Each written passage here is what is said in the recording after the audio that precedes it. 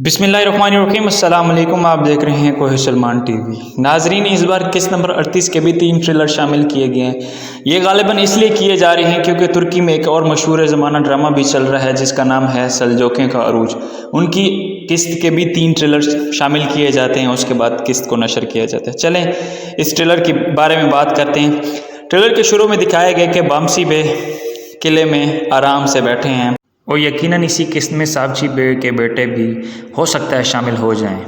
नाजरीन, आने वाली किस्त इंतहाई शानदार किस्त होने वाली है। फलातियूस एक बार फिर से उस्मान बे के सिपाहियों के खिलाफ मंसूबा बनाएगा और रास्ते में घात लगाएगा, लेकिन वो आसानी से इस घात से बच जाएंगे। ट्रेलर में यह भी दिखाया गया है कि उस्मान बे पर तलवारें रखी गई हैं। वो तलवारें मंगोलों ने रखी हैं जो गालिबन उनको घेतो खाक के सामने जब पेश करेंगे तो वो इसलिए वो वहाँ का मंजर है। इस ट्रेलर में ये भी शामिल किया गया है कि साबची बे बामसी बे के पास आते हैं और उसे सारा हाल देते हैं कि हमने एक जिरगा मुनक्कद कराया था, जिरगे में हमने ये फ़ैसला किया है कि कबीले का नया सरदार मुंतखब करेंगे ताकि उस्मान बे को लगाम दे सकें।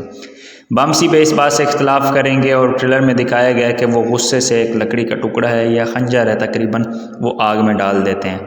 बहरहाल वो इस सूरत हाल को निपटाने के लिए कबीले वापस आ जाते हैं। कबीले में एक मंजर ये भी दिखाया गया है कि सारे एक दूसरे के ख़िलाफ़ खड़े हैं। उस्मान ये भी दिखाया गया है कि उस्मान बे मंगोलों के ख़िलाफ़ लड़ाई कर रहे हैं और लड़ाई करने के बाद वो दोबारा कबीले में शामिल हो जाएंगे।